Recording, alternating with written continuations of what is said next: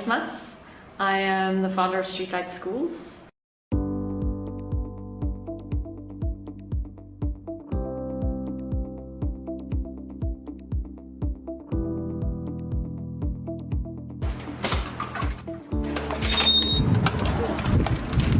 Alright. But actually, I'm just... I'm like... Yeah. So we started with a tiny classroom with about, I'd say, 20 students, and then we expanded our education facility, our education lab to 47 students, and next year we start the school with 100 students. The school at capacity will have 930 students, and then who knows how many schools we grow out from here. But you know, the potential impact of something like this down the line is we are talking thousands and thousands of students who could eventually go to Streetlight School. Here is how you create truly high quality, low cost education in low income communities.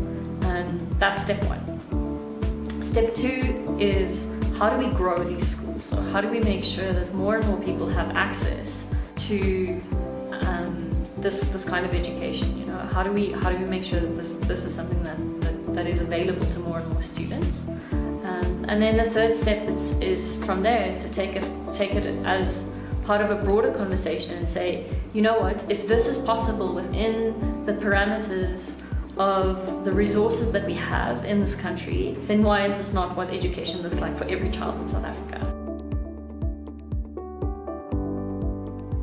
When you do deal with the reality of the communities that we work in Jeppestown now, and you're face to face every day with the devastation of poverty and uncertainty and violence and inequality, and you see that impact the lives of the children that you want to help, and you see how that puts them at a disadvantage, and really damages their potential.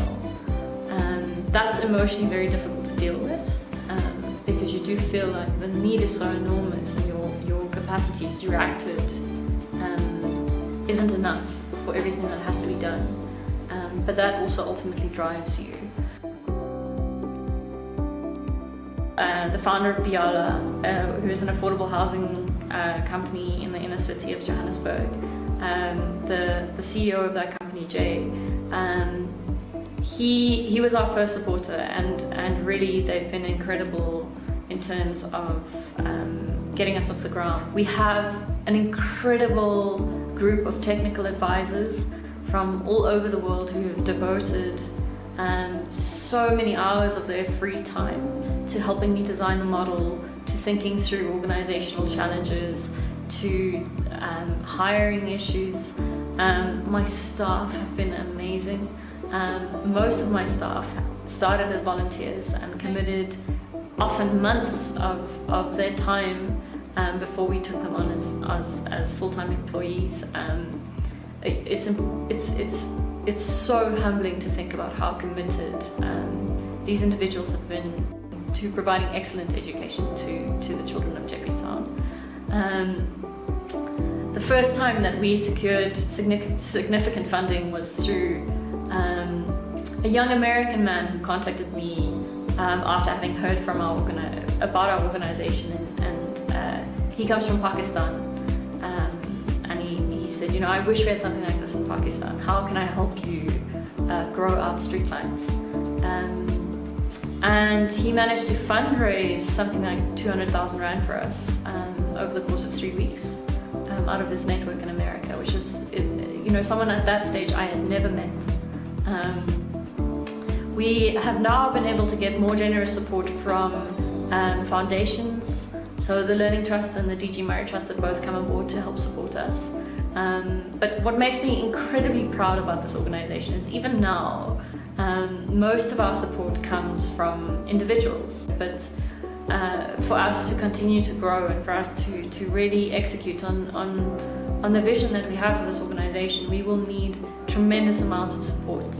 And this support can come in a number of ways. So one, we need people to support us in terms of backing our vision, knowing about us, following our work, talking to people about what we're doing, and starting this conversation that reimagining education in South Africa is not only something that is theoretically possible, it's actually being done here in Jamestown.